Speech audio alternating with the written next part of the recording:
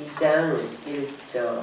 2장은 이제 핵심이 1장 1절부터 12절까지는 동방 박사들의 경배예요. 그래서 그들이 오로지 그 경배만을 위해서 예수님 탄생 때 황금과 유약과 몰약을 드리고 간 이야기, 그 의미에 대해서 살펴볼 거고요. 그 다음에 13절부터 마지막 절 23절까지는 나사렛 예수에 대해서 설명하고 있어요. 왜 나사렛 예수인가? 핵심이 그렇습니다. 그래서 핵심 성구는 1장 1절부터 12절까지 핵심 성구는 2장 11절이에요. 우리 11절을 먼저 읽겠습니다. 11절과 23절 이 요절입니다. 11절, 2장 11절 시작. 집에 들어가 아기와 그의 어머니 마리아가 함께 있는 것을 보고 엎드려 아기께 경배하고 보배압을 열어 황금과 유향과 몰약을 예물로 드리니라. 그래서 오늘 이 동방 박사들의 예물 드리는 깨끗한 경배에 대해서 1절부터 12절까지 말씀해 주고 계시고, 그 다음에 13절부터 23절까지는 요절이 23절이에요. 마태복음 2장 23절을 우리 한번 다 같이 읽겠습니다. 시작. 나사렛이라는 동네에 가서 사니 이는 선지자로 하신 말씀에 나사렛 사람이라 칭하리라 하심을 이루려 함이러라. 나사렛 예수라고 불려진 사건에 대해서 다루고 있습니다. 이제 예수님이 탄생한 날을 첫 번째 성탄절이라고 그러죠. 그런데 화려하지 않았어요. 예수님이 탄생하는 날 몇 명의 목동만 예수님께 다녀왔어요. 그리고 아무도 찾지 않은 거예요. 근데 동방 박사들은 예수님이 탄생한 바로 온 것이 아니라 1, 2년이 지난 후에 왔습니다. 우리는 바로 온 줄 알죠? 1, 2년이 지난 후에 왔어요. 그래서 예수님이 태어난 지 1, 2년이 지나도 이스라엘 사람들이 아무도 환영하지 않으니까 하나님이 동방에서 박사들을 보내서 예수님을 탄생한 이야기가 오늘 2장 1절부터 12절에 나옵니다.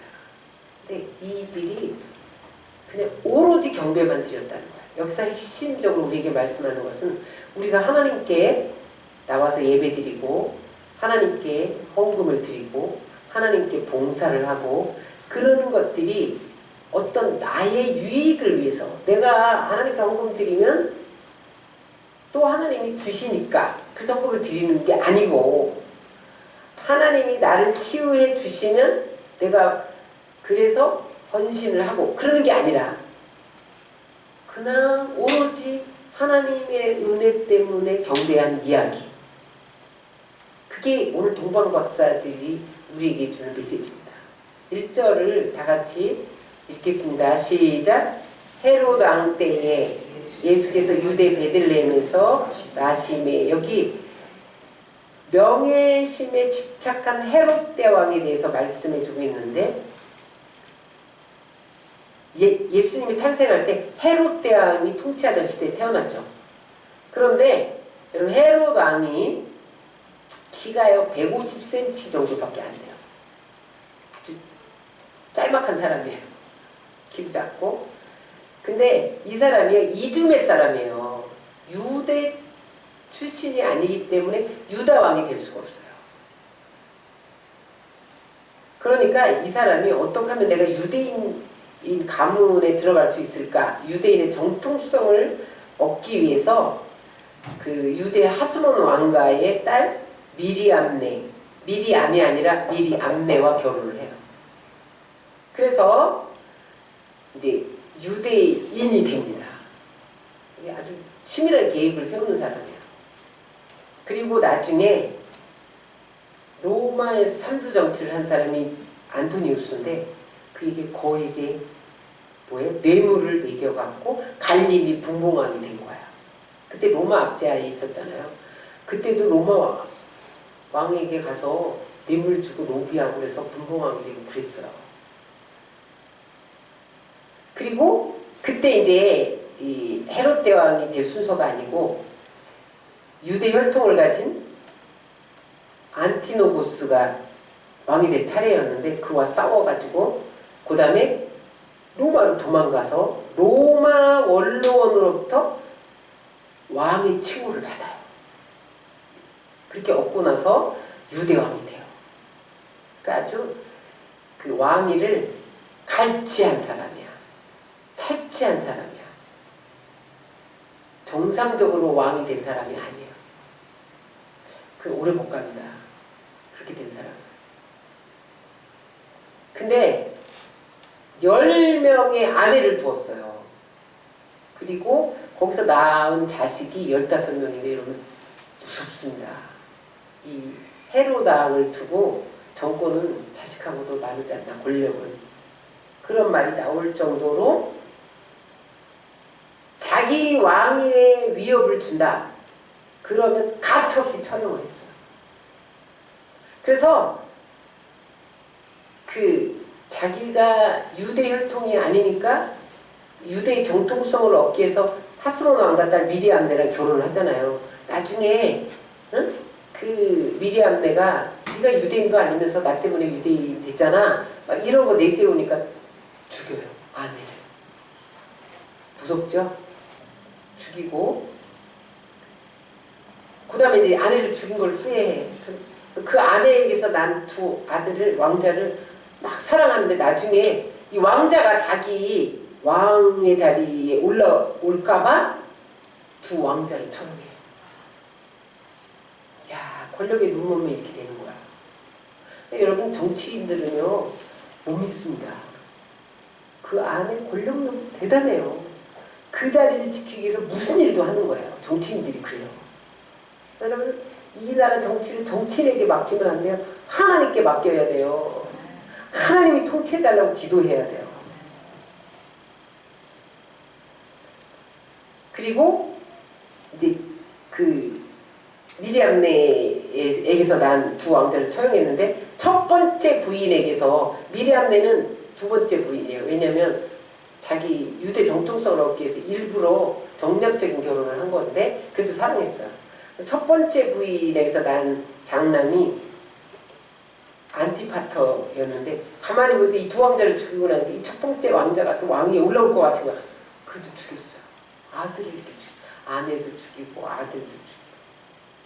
그래서 그때 그 너무 광적으로 행동하는 것 때문에 그때 어떤 말이 유행됐냐면 헤롯의 아들이 되는 것보다 그의 돼지가 되는 게 더 낫다. 그런 말이 속담이 생길 정도로 그렇게 잔인했어요. 그리고 헤롯 성전이 세워지잖아요. 그 왜 세웠는지 아세요? 하나님을 사랑해서 세운 게 아니에요. 백성들의 환심을 사서 왕위를 계속하기 위해서 자기 공로 업적을 세우기 위해서 46년 동안 걸쳐서 헤롯 성전을 짓습니다. 그래가지고 그 축대의 돌의 무게가 약 170톤 정도 될 정도로 그렇게 막 좋은 재료들을 썼다는 거예요. 하나님을 사랑해서 좋은 재료를 쓰면 그건 하나님이 다 받으시는 거예요. 근데 여러분이 보세요. 하나님께 드려도 복 받을 사람이 있고 저주 받을 사람이 있어요.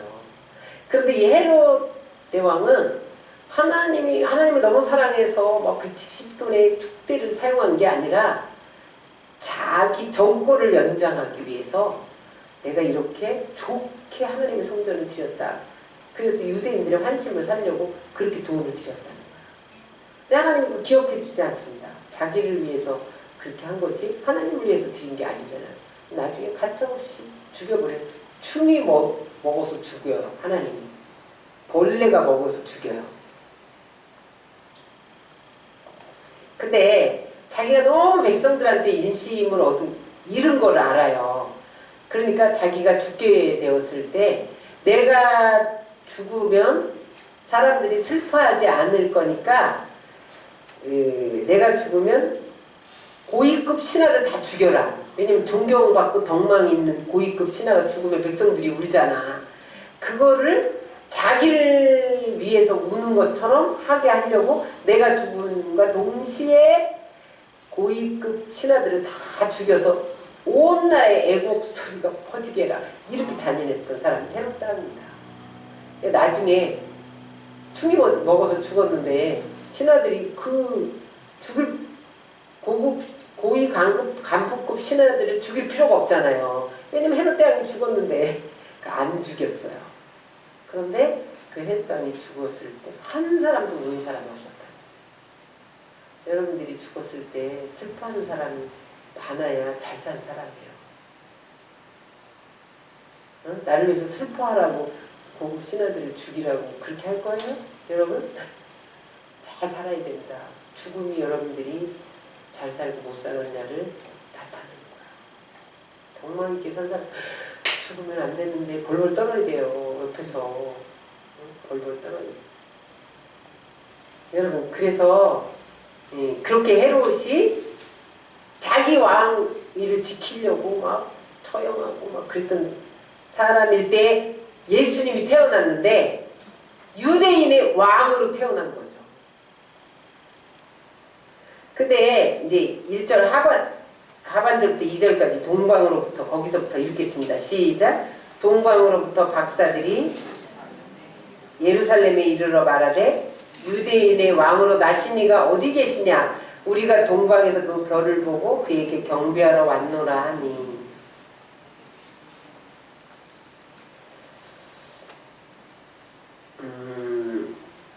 동방 박사들이 이스라엘은요 예수님이 유대인의 왕으로 왔는데 하나도 반기지 않았대요. 목동들 위에는.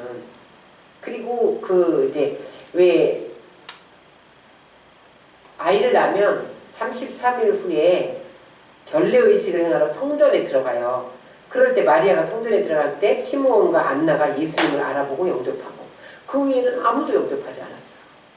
그런데 이제 동방에서 박사들이 예수님의 탄생을 알고 찾아온 거예요. 어떻게 알았을까요? 어떻게?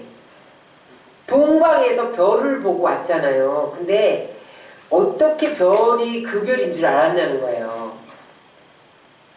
이전에 민수기에 보면 발람이 예언을 하는데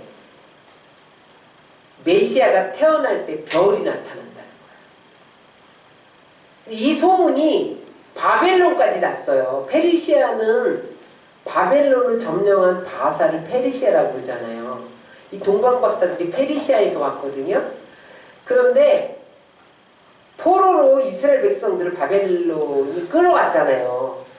그러니까 이제 이스라엘에서 살면서 메시아가 올 거다. 왜냐면 포로 생활이 너무 괴로우니까 메시아가 오기를 기다렸어요. 근데 그 포로들이 페르시아 사람들에게 메시아가 오시면 별이 나타난대. 응? 그런 소문을 퍼뜨렸어요. 그러니까 페르시아의 이 동방 박사들도 그 소문을 듣고 이들은 별을 연구하는 사람이었어요. 별을 연구하는 박사들이었는데 늘 그 마음에 인간은 어디에서 와서 무엇 때문에 살며 어디로 가는지 그런 것에 대한 인생의 허무 이런 것을 깨닫고 이렇게 인간이 왔다가 허무하게 죽을 수밖에 없구나 이런 것을 고민하면서 진리를 찾는 사람들이었어요. 그런데 메시아가 오면 이 문제가 해결된다라고 생각을 했던 거예요. 그렇게 생각하고 늘 밤잠을 설치면서 언제 별이 나타나나 그거를 기다렸던 사람이죠. 그런데 별이 나타난 거예요. 근데 이 사람들이 별을 연구하는 사람인데 보니까 지금까지의 별하고는 그런 다른 천체의 별하고는 다른 거예요. 그래서 그들이 직장을 휴직을 해요. 2년 동안. 동방 박사들이 이스라엘 다녀가는데 2년 걸렸어요. 걸어서. 2년 만에 왔잖아요. 왜냐하면 예수님이 탄생했는데 그 별을 쫓아서 오다 보니까 2년이 걸린 거야. 그래서 예수님 탄생하자마자 동방 박사들이 온 게 아니라 1, 2년 후에 왔다고. 그 거리예요. 걸어서 별을 보고 찾아온 거죠. 그러니까 2년 동안 직장이고 뭐고 다 휴직하고, 응? 그분에게 그리고 뭐라 그래요? 황금과 유향과 몰약. 황금은 그때 당시에 아주 비쌌죠. 응? 몰약이나 유약 이런 건 아주 비싼 거였어요. 근데 그거를 마련하기 위해서 아마도 자기 재산을 정리했는지도 몰라요. 그걸 들고 찾아왔다는 거예요. 응? 그래서 이제 그들이 분명히 유대인의 왕으로 난다라고 예언을 했으니까 헤롯궁에서 났겠구나. 그래 헤롯궁을 찾아간 거예요. 별을 보고 와서 이제 유대 땅에 와서 헤롯궁전에 가서 유대인의 왕이 어디서 났느냐 이렇게 물어보니까 그때의 헤롯 왕의 반응이 어땠냐, 예루살렘 사람들의 반응이 어땠냐면 3절에 다 같이 읽겠습니다. 시작. 헤롯 왕과 온 예루살렘이 듣고 소동한지라. 여기 소동했다는 말은 불안해했다, 고통스러워했다, 술렁였다 이런 뜻이에요. 소란스러웠다 이런 뜻이거든요.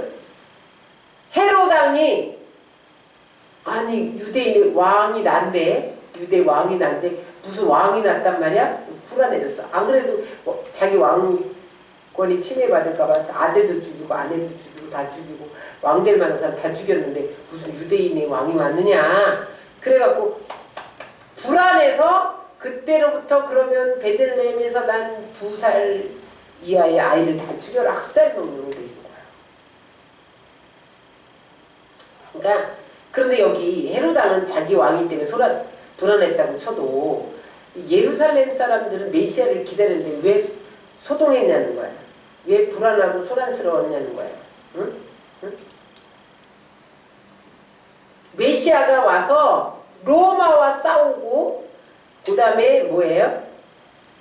그 페르시아와 로마와 싸우고 헤롯과 싸우고 막 이러는 것들을 원치 않는 거야. 우리는 예수님 만나기를 원해요. 그쵸? 여러분 예수님 만나기를 원하시죠? 오늘도 하나님 만나기를 원하시죠? 그런데 우리 안에 거부하는 게 있어요. 왜냐면 하나님을 만남으로 내가 뒤집어져서 무슨 내가 가진 어떤 것들을 잃어버릴까봐 이런 것도 있어요. 예를 들면 이런 거예요. 내가 하나님 만나서 지금 직분을 받았는데 교회에서 자꾸 나한테 더 막 헌금을 요구하면 어떡하지? 이런 것 때문에 하나님께 더 가까이 못 가고 이런 사람도 있대요. 그게 이 예루살렘 사람 같은 거죠. 그러니까 여러분 지금 예수님이 곧 오신다, 다시 오신다 그러면 반가워하는 사람 별로 없다니까요. 반가워해야 되잖아요. 메시아가 예수님 오셨을 때도 온 예루살렘이 일어나서 반가워하고 기뻐해야 되는데 안 기뻐했다는 거예요. 예수님이 다시 오신다고 그러면 아유 더 이따 오셔야 돼. 뭘 벌써 오셔. 막 이런 사람이 더 많아요. 핑계는 뭐냐면 아 우리 가족이 아직 구원 못 받아서. 근데 자기가 싫은 거예요. 이 땅이 너무 좋은 거야. 아유 천국이 너무 좋은데 그거를 여러분들이 경험하지 못하고 볼 수 없으니까 지금 이 땅에 그거 돈보따리 저기 땅 사놓은 거 이거 다 두고 어떻게 가 이러는 거죠. 그래서 세상에 소망을 두지 말라는 거예요. 근데 여러분들이 아무리 지키려고 해도 안 지켜집니다. 예수님이 오면 그냥 불에 풀어지는 거야. 현실에 안주하며 평안히 살기를 원하는 사람들은 예수님 만나기를 원하지 않아. 예수님 만나면 너무너무 좋은데 그런 걸 거부한다니까. 그때의 사람들이었어요. 종교 지도자들은 예수님께 관심을 가져야 되잖아요. 근데 종교 지도자들도 관심을 안 가졌어. 그 얘기가 4절부터 6절에 나와요. 다 같이 읽겠습니다. 시작. 왕이 모든 대제사장과 백성의 서기관을 모아 그리스도가 어디서 나겠느냐 물으니 이르되 유대 베들레헴에 오니 이는 선지자들로 기록된 바 온 유대 땅 베들레헴아 너는 유대 고중에서 가장 작지 아니하도다. 내게서 한 다스리는 자가 나와서 내 백성 이스라엘의 목자가 되리라 하였습니다. 이 얘기가 어디에 나오냐면 미가서 5장 2절에 나와요. 베들레헴 에브라다야 너는 유다 족속 중에 작을지라도 이스라엘 다스릴 자가 내게로 나올 것이라. 그의 근본은 상고의 영원에 있느니라. 이 말을 인용한 거거든요. 그래서 이 종교 지도자들이 성경을 연구하는 사람들이잖아요. 메시아가 올 것을 아직 연구하는 사람인데도 베들레헴에서 메시아가 난다는 것도 다 알아. 연구하는 사람들인데 그런데도 이 메시아에 대해서 관심이 없었다.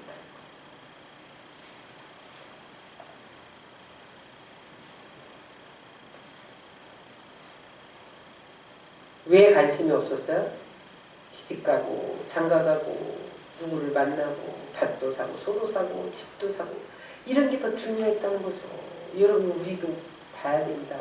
주님이 내일 오실지 모르는데 시집가고 장가가고 밭도 사고 노아의 때와 같다고 했잖아요.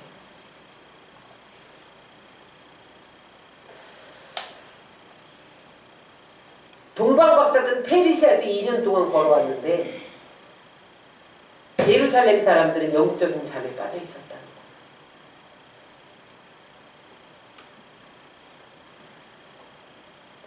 지금도 그렇잖아요. 성탄절 되면 예수님 온 곳에 대해서 여러분 관심 있어요? 백화점은 크리스마스 트리에 예수님을 그려놓지도 않아요. 그냥 막 별이나 달아놓고 이렇게 장식이나 하지. 왜냐면 크리스마스 트리에 장사의 유익을 봐야겠다 이거밖에 없지 백화점에서. 응? 그래요. 그리고 이제 직장인들은 아유 크리스마스 때는 보너스 나오니까 이런 것을 관심 있고 막 이런단 말이죠. 예수님에 대해서 무관심해요. 교회도 여러분 내가 교회에 나가면 플러스 알파가 있기 때문에 사람들의 이익을 충족시키는 시대가 지금입니다. 그래서 여러분 교회에서 죄 지으면 죽어 이런 소리 안 하잖아요. 매 축복받는다 이런 소리만 해요. 그리고 그런 소리만 또 원해요 사람들이. 아 우리 죄 지으면 이거 죄를 청산하지 않으면 축복 못 받아. 빨리 죄를 회개해야 돼. 이런 설교하면 싫어한다니까요. 그러니까 또 목사님들이 성도들이 떠나갈까봐 또 그런 설교를 안 해. 아픈 가려운 데만 긁어주는 설교만 해. 그러다가 진짜 죄를 해결 못해서 죽으면 지옥 가는 거예요. 교회를 다녔으나 지옥 가는 거예요.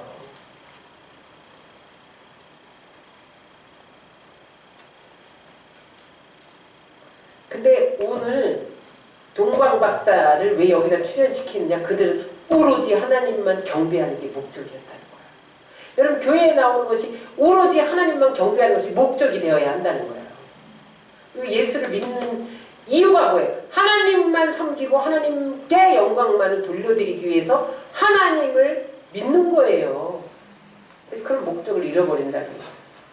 그러니까 이제 헤롯이 동방박사들에게 예수님이 유대인의 왕을 죽이려고 동방박사들한테 너희 찾으면 나도 경배하러 가게 알려줘. 그렇게 말하는 장면이 7절 8절에 나옵니다. 시작. 이에 헤롯이 가만히 박사들을 불러 벌이 나타난 때를 자세히 묻고 베들레헴으로 보내며 이르되 가서 아기에 대해 자세히 알아보고 찾거든 내게 구하여 나도 가서 그에게 경배하라. 이게 진짜 경배하려는 건 아니죠. 죽여야지. 그런 거예요. 그랬더니 이제 동방박사들이 경배하고 헤롯 왕의 말대로 안 가고 딴 데로 돌아간다. 9절 10절을 한번 보겠습니다. 시작. 박사들이 왕의 말을 듣고 갈새 동방에서 보던 그 별이 문득 앞에서 인도하여 가다가 악이 있는 곳에 머물러 서 있는지라 그들이 별을 보고 매우 크게 기뻐하고 기뻐하더라. 이제 동방박사들이 베들레헴에서 난다는 말을 듣고 왕의 말을 듣고 베들레헴에 가서 이제 가려고 하니까 별이 딱 나타나서 베들레헴을 싹 인도를 해갖고 아기 예수가 있는 집에 딱 머문 거예요. 그래서 거기 가서 이제 경배를 합니다. 여러분 하나님은 우리에게 갈 길을 계시하십니다. 오늘 동방박사들이 헤롯궁에서 예수님이 유대인의 왕이라니까 난 줄 알고 헤롯궁을 왔는데 베들레헴이 어딘지를 알고 찾아가요. 근데 아무도 안내하는 자가 없는데 별이 딱 나타나서 앞서서 막 인도를 하고 딱 멈춰서 가면 거기에 예수님이 계신 거예요. 여러분 우리가 한 치 앞을 내다볼 수 없지만 우리가 하나님을 의지하고 나가면요 하나님이 길을 인도하는 거예요. 별을 통해서 꿈을 통해서 말씀을 통해서 사람을 통해서 인도하는 거예요. 내가 깨달을 수 있는 방법으로. 그래서 여러분 내가 답답해할 필요가 없어요.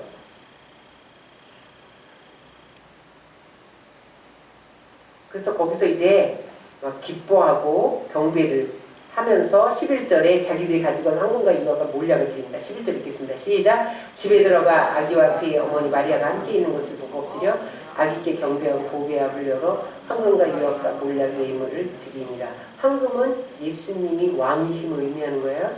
따라하세요. 왕 같은 예수님. 왕이 되신 예수님. 왕은 황금 옷을 입잖아요. 그래서 황금을 드리고 유향은 예수님이 제사장님을 의미하는 거예요. 따라하세요. 예수님은 왕이시고 제사장이다. 유향은 이제 분향 드릴 때 제사장들이 가서 유향을 섞어서 기도의 향이 올라가도록 향을 피웠어요. 유향이고 그래서 이제 제사장을 의미하고 그다음에 몰약은 죽은 시체에 바르는 그런 거죠. 시체에서 냄새나지 않도록 몰약을 받고 그다음에 썩음을 방지하는 마리아들이 예수님 시체에 무덤에 갔을 때 이거 예수님 시체에 바르려고 한 게 몰약입니다. 그런데 이 몰약은 선지자가 죄를 책망하다 죽었을 때 발라드리는 약이에요. 그래서 예수님은 선지자로 오셨다는 거예요. 따라하세요. 예수님은 왕이요 제사장이요 선지자다. 예수님은 삼중직을 가졌어요. 근데 사람으로 삼중직을 감당한 사람이 딱 한 사람 있어요. 누구냐면 사무엘입니다. 사무엘은 사사시대의 사사였잖아요. 그건 왕을 대신하는 게 사사였거든요. 사사요, 제사장이요, 선지자였어요. 제사도 드리고 선지자 예언도 하고. 그래서 사무엘은 예수님을 예표하죠. 그리고 이제 돌아가는데 12절에 어떻게 돌아가나 보세요. 12절 시작. 그들은 꿈에 헤롯에게로 돌아가지 말라 지시하심을 받아 다른 길로 고국에 돌아가니라. 보세요. 헤롯이 너희들이 가서 예수님 발견하는 거기 있으면 나한테 알려줘. 내가 가서 경배하게. 그런데 꿈에 하나님이 나타나서 헤롯에게 가지 마라. 응? 예물 드리고 거기서 하룻밤 잤어요. 동방 박사들이. 근데 꿈에 하나님이 박사들에게 나타나서 헤롯에게 돌아가지 마라. 왜냐하면 예수님을 죽음에서 보호하기 위해서 그들을 다른 길로 보내서 알려주지 말라. 박사들은 왕의 말에 따르지 않고 하나님 말씀에 순종해서 지금 헤롯 왕의 말을 듣지 않으면 체포될 수도 있죠. 죽을지도 몰라요. 그런데 목숨 걸고 하나님 말씀에 순종했다는 거예요. 순종은요, 여러분, 목숨 걸고 하는 게 순종입니다. 나는 순종했어. 목숨 걸었어요? 순종의 클라이막스가 아브라함이 이삭 드린 순종이에요. 100세에 낳은 아들을 드리라잖아. 모리아의 번제로 칼로 각 떠서. 그럼 여러분 할 수 있어요? 근데 그가 순종했더니 수양을 예비했다. 목숨을 거는 게 순종입니다. 본토 친척 아비 집을 떠나라. 자기 보호막 그늘 다 떠나라는 거예요. 맹수의 위험에 다 노출되고 지금 살 길이 없는데 본토 친척 아비 집을 떠나고 목숨을 걸고 떠나는 거야. 그래서 여러분 아브라함이 믿음의 조상이 되고 복의 근원이 된 거예요. 순종은 그냥 여기서 저기 가는 거, 저 건너가, 나 건너갔어 순종. 그거 아니에요. 하나님 우리에게 순종을 요구할 때 목숨을 내는 순종을 요구할 때가 있습니다. 페르시아에서 온 동방 박사들이 목숨 걸고 순종하고 딴 길로 갔어요. 비자 갱신해야 되는데 비자 갱신 안 하고 간 거야. 하나님이 가르쳐주는 길 돌아서. 근데 성경에 보면 박사들이 베들레헴에 와서 예수님을 경배하고 무엇을 얻어가지고 갔다는 말이 없습니다. 응? 예수님께 경배했더니 치료받았다. 이게 없어요. 그 다음에 하나님이 그렇게 황금 비싼 거 몰약 유황을 드렸더니 물질 축복을 약속하셨다. 이런 것도 없어요. 그냥 자신의 모든 것을 드리고 마음에 예수님만 간직하고 나는 영생을 얻고 하나님 나라를 소망하는 소망만 갖고 돌아간 거야. 성경에는요, 그들이 돌아간 후에 무슨 일을 했다 이런 것 어떤 기록도 남기지 않았어요. 그냥 복을 받았는지 몇 살을 살았는지 거기에 성경은 침묵합니다. 경배 위에는 아무것도 말하지 않았다. 요것만 마태가 기록을 합니다. 하나님은요 순수한 경배를 받으세요. 여러분 하나님이 쓰시는 사람은 순수한 사람들이에요. 제가 이렇게 가만히 보면 하나님은 약삭 빨고 대구박 굴리는 사람 안 쓰시더라고요.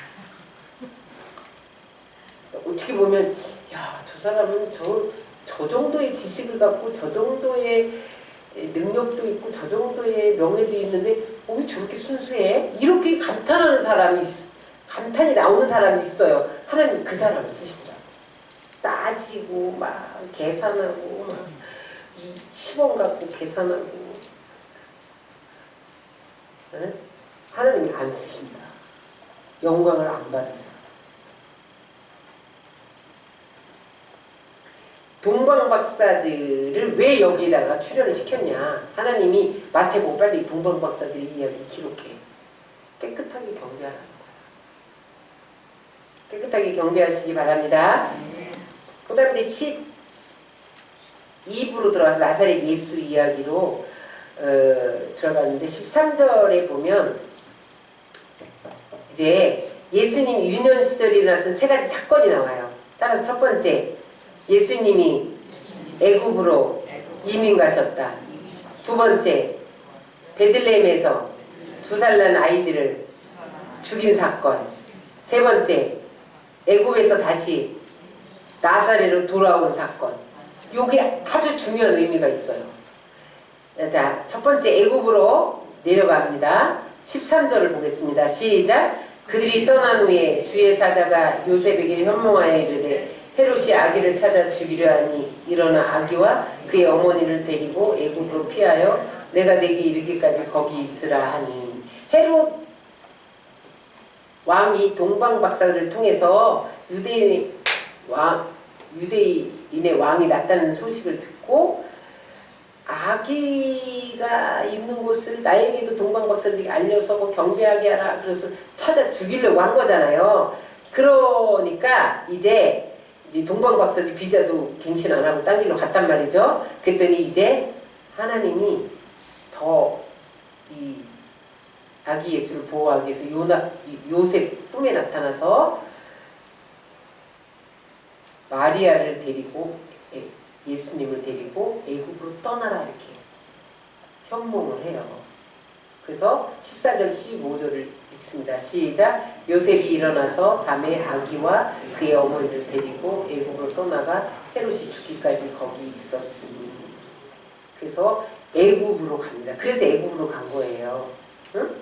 그 다음에 그랬더니 그런데 15절에 보면 애굽에서 아들을 부르신다는 말이 있어요. 그게 무슨 뜻인가? 우리 한번 다 같이 읽겠습니다. 15절 시작. 이는 주께서 선지자를 통하여 말씀하신 바 애굽으로부터 내 아들을 불렀다함을 이루려 하심이라. 이게 무슨 말이에요? 이게 호세아 11장 1절에 이 말씀이 나오는데 애굽으로부터 내 아들을 불렀다함을 이루었다. 이런 말씀이 나와요. 호세아 11장 1절 꼭 찾아보시기 바랍니다. 이게 뭐냐? 하나님의 아들 예수님을 애굽에서 불렀다. 이런 말이 뭐냐면 하나님의 아들을 예수님을 애굽에서 불렀다. 애굽으로 갔다. 그런 말도 있고 그런 말도 되고 그 다음에 나중에 애굽에서 출애굽해서 가나안으로 가잖아요. 그런 불렀다의 의미도 있어요. 1차적으로 이 호세아서에서 하나님이 내 아들을 애굽에서 불렀다 이렇게 한 것과 예수님이 이민 가는 것의 1차적인 의미는 뭐냐면 하나님의 아들 예수님을 의미하고 1차적으로는 이스라엘 민족을 의미합니다. 이스라엘 민족이 하나님의 아들처럼 여겨진 거예요. 그래서 이스라엘 민족이 400년 동안 애굽에서 노예 생활 하다가 나중에 가나안 땅으로 들어가잖아요. 출애굽해서. 응? 그것을 말해요. 따라서 애굽은 하나님이 없는 세상이다. 멸망받은 세상이다. 그래서 하나님이 그 하나님이 없는 세상, 멸망받은 세상에서 끌어냅니다. 바로의 압제에서 끌어내서 하나님을 섬기기 위해 가나안 땅으로 들여보내요. 가나안 땅은 어떤 곳이냐? 따라서 가나안 땅엔 성전이 있고 하나님이 계시고 하나님을 섬기는 땅이다. 그래서 하나님이 마음을 다하고 뜻을 다하고 성품을 다해서 하나님을 사랑하고 영생을 얻기 위해서 이스라엘 백성들을 애굽에서 가나안 땅으로 인도해서 하나님을 섬기기 위해서 그 아들을 애굽에서 불렀다. 이런 뜻이에요. 1차적으로. 2차적으로는 뭐냐면 예수님을 애굽에서 부른 거예요. 지금 실제로 예수님을 애굽에 이민 간 얘기야. 왜 그랬냐? 예수님에게 애굽을 체험시킨 거예요. 지금 애굽은 뭐라고 그랬어요? 세상을 의미한다고 그랬죠? 장차 망할 나라예요. 응? 애굽은. 그래서 죄와 죽음의 종로 타는 사망 권세에 시달리고 지옥 간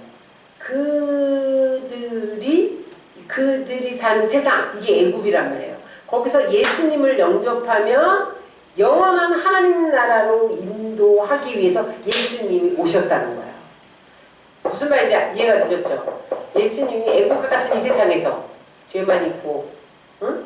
장차 망할 이 나라에서 우리를 하늘나라로 옮기기 위해서 예수님이 애국 같은 이 세상에 오셨다는 거예요. 그래서 그분을 이제 믿기만 하면 우리는 영원한 하나님 나라에 들어간다는 거예요. 새 하늘과 새 땅에 들어간다는 거예요. 그래서 여러분, 우리는 애굽의 소망을 두면 따라하세요. 세상의 소망을 두지 말고 영원한 하나님 나라를 소망하자. 자, 그 다음에 16절 읽겠습니다. 이제 2살 아래 아이를 다 죽입니다. 시작. 이 헤롯이 박사들에게 속은 줄 알고 시임이 도하여 사람을 보내 베들레헴과 그 모든 지경안에 있는 사내를 박사들에게 자세히 알아보니 그때를 기준하여 2살부터 그 아이를 다 죽이죠. 어디에 있는지 모르니까 박사들이 싹 도망가갖고 모르니까 다 죽인 거예요. 다 죽인 거예요. 그때 베들레헴 인구가 200명 정도 됐대요. 아이들이 20명 정도 있었대요. 그때 20명을 베들레헴에서 다 죽였대요. 2살 아래. 2살 아래. 그래서 그 아이가 죽은 것을 보면서 17절 18절에 라헬이 베냐민을 낳을 때 슬퍼함과 같이 슬퍼했다. 이런 구약성경을 인용합니다. 예레미야 31장 15절 말씀이 이루어진 거거든요. 다 같이 읽겠습니다. 17절 18절 시작. 이에 선지자 예레미야를 통하여 말씀하신 바 라마에서 슬퍼하며 크게 통곡하는 소리가 들리니 라헬이 그 자식을 위해 애곡하는 것이라. 그가 자식이 없으므로 위로받기를 거절하였도다 함이 이루어졌느니라. 아이들이 죽임을 당하자 그 어머니들이 너무너무 슬퍼한 거예요. 그게 집집마다 통곡 소리가 들렸는데 마태는 이 사건이 예레미야 31장 15절의 말씀이 이루어진 것이다. 그 슬픔은 마치 야곱의 아내 라헬의 슬픔이다. 이렇게 해석을 한 거예요.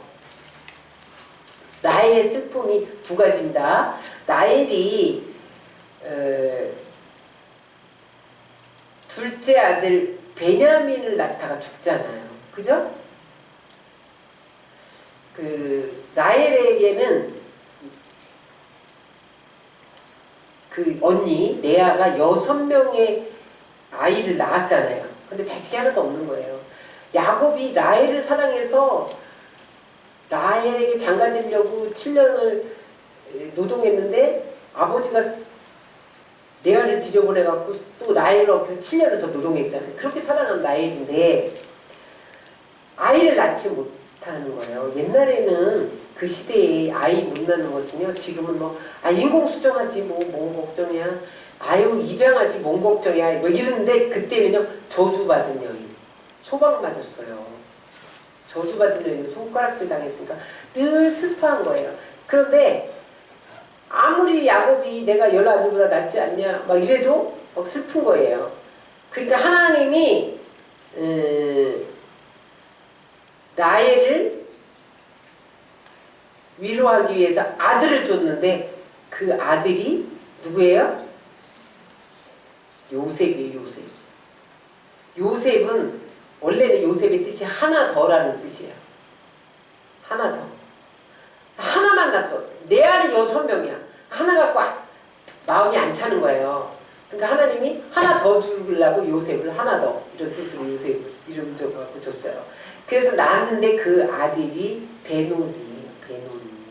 베냐민이 원래 베논이었거든요. 베논이를 낳다가 죽었어요.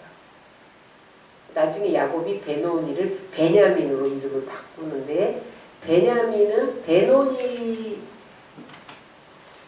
이런 슬픔의 아들이라는 뜻이에요. 슬픔의 아들. 그 낳다가 죽습니다. 그리고 나중에 베냐민은 오른손의 아들 이렇게 바꿔요. 권능의 아들.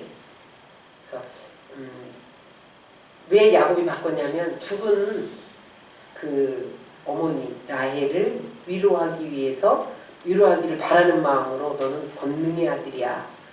오른손의 아들이야. 이렇게 바꿔줘요. 근데 나중에 베냐민 지파에서 바울이 태어납니다. 베냐민 지파. 그래서 바울 같은 훌륭한 자녀를 생명의 열매로 주셔서 그녀의 슬픔을 죽어서도 위로해줬다는 거죠. 응? 그 슬픔이에요. 오늘 헤롯 왕이 2살 아래 아이들 다 죽어서 어머니 통곡한 이야기를 마태는 그 라헬이 슬퍼한 이야기로 하고, 그 다음에 두 번째는 어떤 의미로 해석을 했냐면 바벨론 포로로 갈 때의 슬픔입니다. 이스라엘이 바벨론 포로로 끌려갈 때요, 청년들을 끌고 갔는데, 그 포로로 잡혀갔는데 성전은 파괴됐죠. 자식들은 죽고 포로로 끌려가죠. 어머니들이 막 통곡을 했단 말이에요. 그런 청년들이 막 죽임을 당했거든요. 포로로 끌려갈 때. 그러니까 그 슬픔을 빗대어서 오늘 라마의 슬픔, 라마에서 슬퍼하며 크게 통곡하는 소리가 들리니 이렇게 표현을 해요. 그래서 라마를 통해서 바벨론으로 끌려갔거든요. 근데 이제 70년 포로로 끌려가서 그들이 막 거기서 회개를 하고 연단을 받고 하나님만 섬기게 됐을 때 하나님이 스룹바벨, 에스라 이런 사람들을 통해서 다시 귀환시키잖아요. 그래서 다시 성전을 짓고, 그 다음에 거기에서 유다에서 예수님이 태어난 거예요. 그거를 비유로 말해요. 마태복음이 여러분, 그래서 바벨론 끌려간 그들이 예수님 메시아가 온 것 때문에 큰 위로를 받게 됐다. 마태는 그렇게 해석하고 있어요. 여러분 성경 공부를 꼭 해야 돼요. 이런 거를 성경 공부 안 하면 설교를 안 합니다. 설교가 너무 어려운 설교는 안 하잖아요. 쉬운 설교만 하지. 설교는 어려우면 안 되니까 쉬운 본문을 딱 해요. 그러니까 평생 설교를 해도 창세기부터 계시록까지 다 설교를 할 수가 없어. 그래서 성경 공부를 해야 돼요. 라마에서 애곡하는 소리, 이게 도대체 뭔 소리인지 모르잖아요. 구약을 인용했거든요. 왜냐하면 마태복음 지난번에도 설명했듯이 마태복음은 구약의 성취 메시아가 왔다가 핵심이거든요. 그래서 구약의 말을 계속 인용하면서 이것이 예수님이 오시면서 성취가 됐다. 예레미야의 슬픈 것이 메시아가 오시면서 이렇게 메시아가 오면서 헤롯 대왕이 다 죽일 때 이렇게 성취됐다. 이런 것들을 계속 말해주고 있는 거예요. 그 다음에 19절, 21절에 이제 애굽에서 이제 살 만큼 사니까 또 이제 이스라엘로 이사가라 이렇게 하는 명령을 내립니다. 19절부터 21절 다 같이 읽겠습니다. 시작. 헤롯이 죽은 후에 주의 사자가 애굽에서 요셉에게 현몽하여 이르되 일어나 아기와 그의 어머니를 데리고 이스라엘 땅으로 가라. 아기의 목숨을 찾던 자들이 죽었느니라 하시니 요셉이 일어나 아기와 그의 어머니를 데리고 이스라엘 땅으로 들어가니라. 그래서 이스라엘로 왔는데 거기가 나사렛입니다. 베들레헴으로 오지 않고 베들레헴으로 가려고 했는데 하나님 거기 가면 죽이니까 나사렛으로 가라. 그래서 제2의 고향 나사렛으로 갑니다. 22절 23절 시작. 그러나 아켈라오가 그의 아버지 헤롯을 이어 유대에 임금 때문에 거기로 가기를 무서워하더니 꿈에 지시하심을 받아 갈릴리 지방으로 떠나가 나사렛이라는 동네에 가서 사니 이는 선지자로 하신 말씀에 나사렛 사람이라 칭하리라 하심을 이루려 합니다. 헤롯 대왕의 아들 아켈라오도 또 그렇게 잔인했어요. 그러니까 요셉이 무서워서 베들레헴 가기를 끌어내니까 하나님이 꿈에 나타나갖고 딴 길로 가라. 근데 예수란 말은요, 그 당시에 아주 흔한 말이었어요. 예수가 뭐야? 예수는 구원자라는 뜻이에요. 여호수아 이것도 구원자라는 뜻이잖아요. 예수와 이게 다 구원자라는 뜻이에요. 아주 흔한 말이었고 그런 말이었고, 그래서 예수를 나사렛 예수다 이렇게 구별한 거예요. 너무너무 예수의 이름이 흔해서 우리나라에 영자, 순자 이런 이름이 흔하잖아요. 옛날에 다 영자, 순자였잖아. 그런 것처럼 유다도 그때도 흔했어요. 그래서 가론 유다 이렇게 구별한 거예요. 유다가 마치 성경에도 유다 이름 많이 나오잖아요. 그죠? 그런 것처럼 예수를 나사렛 예수, 나사렛 출신 예수로 이렇게 구별짓기 위해서 나사렛 예수 이렇게 부른 거예요. 예수 이름 너무 흔했다. 그래서 이제 그 갈릴리 지역에 나사렛이라는 마을이 있는데 거기는 이방인처럼 혼혈족들이 살았어요. 그러니까 이방인과 혼혈족은 유대 사람들이 아주 멸시하는 사람들이었잖아요. 상종단을 대치급하고 그랬잖아요. 그랬기 때문에 갈릴리 사는 사람들은 멸시받는 사람들이었어요. 그러니까 예수님 이사 가서 거기 자랐으니까 그가 나중에 고향에 가서 복음을 증거하려고 할 때 나사렛에서 무슨 선한 것이 날 수가 있느냐 뭐 이러면서 안 받아들인 거예요. 그래서 나사렛 예수라는 것은 멸시받는 예수라는 뜻이에요.